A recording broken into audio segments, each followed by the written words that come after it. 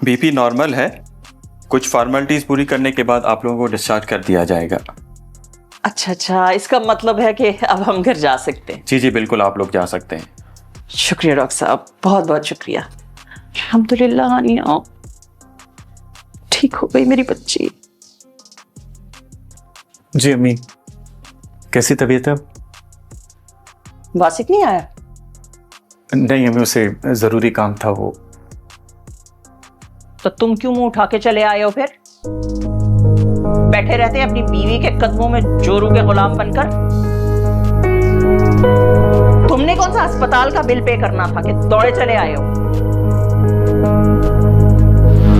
हानिया phone दे मेरा, वासिक को phone करूं। इस अस्पताल से तो जान छूटे हमारी।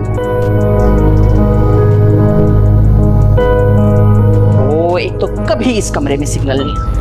मैं फोन करके आती हूँ। अस्सलाम अलैकुम दोस्तों, जैसा कि आप देख रहे हैं आज हम बात करने वाले हैं बहू बेटी किस्त 66 की।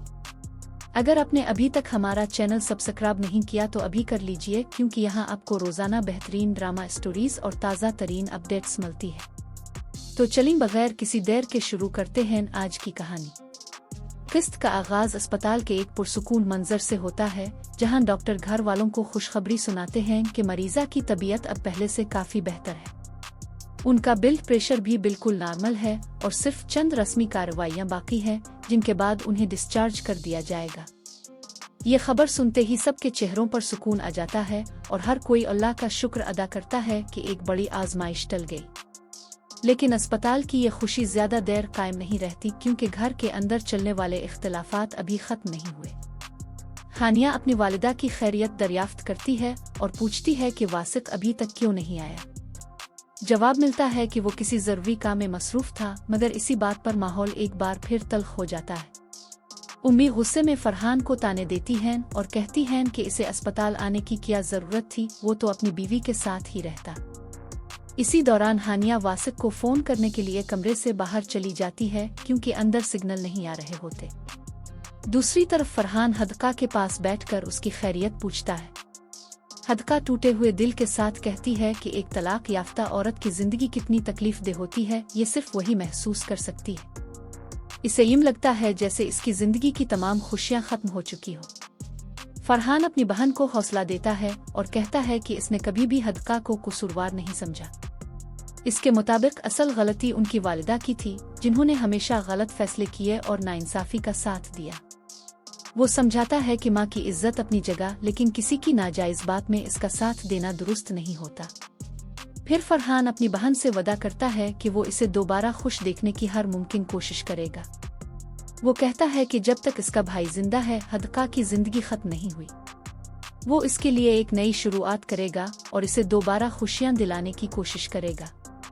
ये बात सुनकर हदका जज्बाती हो जाती है और अफसोस के साथ कहती है कि अगर वो अपन वालिदा की बातों में न आती तो शायद आज इसका घर भी आबाद होता और उसकी जिंदगी भी खुशहाल होती। कुछ देर बाद अस्पताल से वापसी की तैयारियां शुरू हो जाती है। फरहान गाड़ी बुक करवाने की पेशकश करता है, लेकिन उम्मी बताती है कि वासिक खुद उन्हें लेने आ रहा है। इसके बाद सब लोग अपने अपने अंदाज में घर वापसी की तैयारी करने लगते हैं। घर पहुंचने के बाद हदका और कोमल के दरमियान एक निहायत जज्बाती गुफ्तगू होती है। हदका कहती है कि वो दिल से सबको मुआफ करना चाहती है, मगर जब इसे अपनी वालिदा की मौत और अपने बच्चे की जुदाई याद आती है तो इसके दिल का दर्द दोबारा ताज़ा हो जाता है और वो किसी को मुआफ नहीं कर पाती। कोमल इसकी बात सुनकर कहती है कि इतना कुछ होने के बावजूद हदका के दिल में अपनी सास के लिए एहतराम और हमदर्दी मौजूद है। लेकिन फिर वो साफ अल्फाज में कहती है कि इस घर के ज्यादातर मसाइल की जड़ उनकी जिद और हर किसी को अपने काबू में रखने की आदत थी। वो ये भी कहती है कि अल्लाह का शुक्र है कि वासिक उनके मुकम्मल कंट्रोल में कभी नहीं आया। बाद में कोमल हदका से पूछती है कि गुज़िश्ता रात वासिक के साथ उसका झगड़ा किस बात पर हुआ था। हदका बताती है कि वासिक को इसके रवैये का इल्म हो गया था, जिसके बाद दोनों के दरमियान सख्त बहस हुई। वो मानती है कि इस वक्त वो शदीद गुस्से में थी और इसे किसी बात का एहसास ही नहीं था। उधर बावर्ची खाने में चाय तैयार हो रही होती है, लेकिन वहाँ भी हानिया की आदत सामने आ जाती है। वो हर काम का सेहरा अपने सर बांधना चाहती है और कहती है कि चाय भी वही बनाएगी और सबको पेश भी वही करेगी। हदका इसकी तारीफ करती है, मगर हानिया अपने मखसूस अंदाज में जवाब देकर सबको हैरान कर देती है। दूसरी तरफ सिमीना कोमल के बारे में एक नई राय कायम करती है। वो पूछती है कि क्या वाकई राफे और हानिया के दरमियान गलतफहमियां दूर करने में कोमल का अहम किरदार था। जवाब में बताया जाता है कि कोमल ने हमेशा सच का साथ दिया और जहां जरूरत पड़ी लोगों को सही फैसला करने में मदद दी।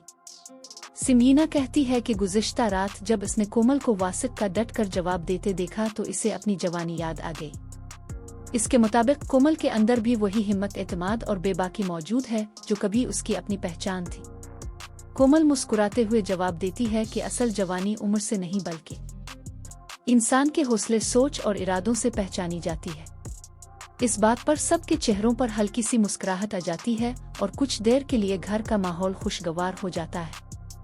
आखिर में सिमीना भी कोमल के हाथ की बनी हुई चाय की तारीफ किए बगैर नहीं रह पाती, लेकिन इस सुकून के बावजूद कई सवाल अभी भी जवाब तलब है। क्या हदका वाकई अपने माजी को भला कर नई जिंदगी शुरू कर सकेगी? क्या वासिक अपनी माँ और अपनी बीवी के दरमियान दुरुस्त फैसला कर पाएगा? और क्या इस घर के बिखरे हुए रिश्ते दोबारा जड़ सकेंगे? उन तमाम सवालों के जवाब जाने के लिए इंतजार कीजिए अगली किस्त का।